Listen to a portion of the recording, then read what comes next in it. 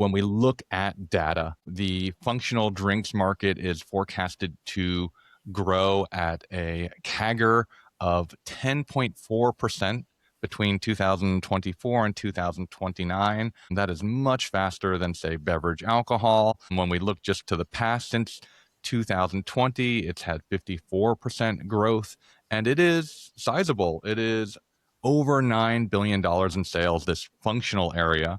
And when we say functional, brands that come to mind are things like Poppy and Olipop in the prebiotic soda category, adaptogenic, nootropic drinks like Trip or Aplos, things that offer cognitive enhancement, mood regulation, gut health. So, yeah, Caroline, what are you seeing in this space? Well, obviously that's exploding. I sort of included cannabis or THC in this category as well, because I think that THC is no longer fringe and that these functional intoxicants are something that is showing that it's scalable in retail.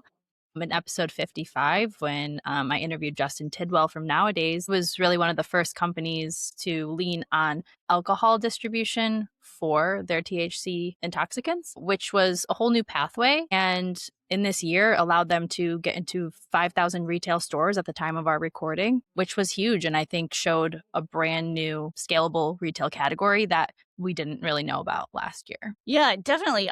I also would put THD in this category. I mean, I think we had some great episodes from the Heirloom episode where this is a company that went from really a bold idea on a fifth generation apple orchard to the number one cannabis brand in the New York State for these THC infused low dose beverages.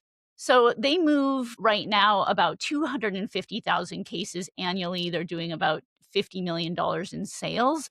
And that to me is just indicative of the kind of energy and excitement around this category that we are seeing from consumers. So I think functional is sort of broadly defined here. And then I also see just so much energy around really more classic functional beverages. In episode 83, we talked with Scout Brisson of Dessoir.